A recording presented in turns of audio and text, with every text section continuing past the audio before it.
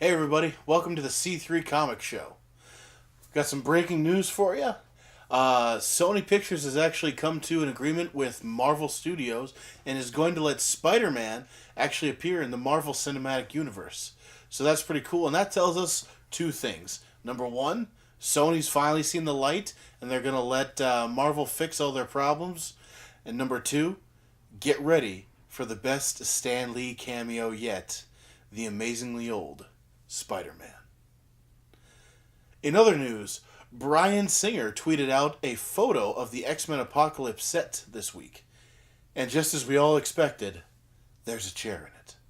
Board game maker Cryptozoic is starting a Kickstarter campaign to make a Ghostbusters game. In the game, you will pick your favorite Ghostbuster, and you will go through, you'll power up your Ghostbuster as you're busting ghosts. It looks pretty cool. The Kickstarter goes until March 11th, when Reach for Comment, Sony said, hey, pretty cool, right? This means we're okay for the female Ghostbusters, right? Right, buddy? Shh, okay, I got it. Why does everyone keep talking? Okay. The Gotham series on Fox is teasing that they are going to reveal the origin of the Joker soon. In fact, people are saying it might even show up as early as next week's episode.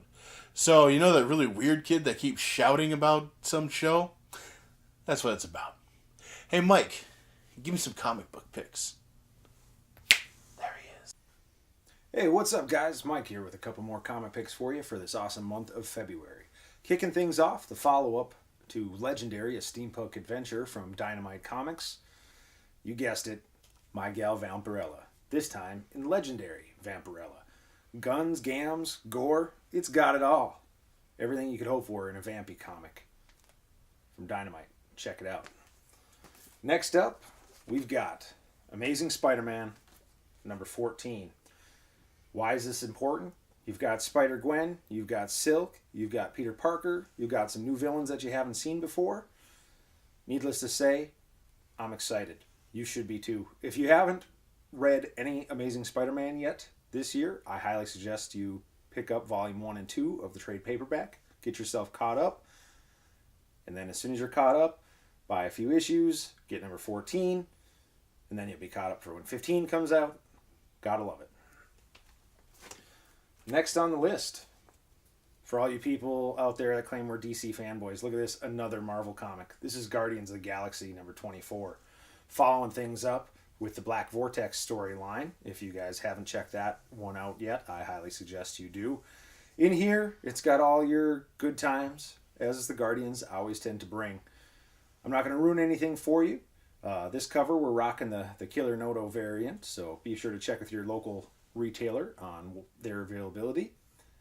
And in the meantime, all I'm going to tell you is that it's worth reading, and it's up to you to go out and read it. One more time. Look at that, kids. It's a Marvel comic. This is Thor.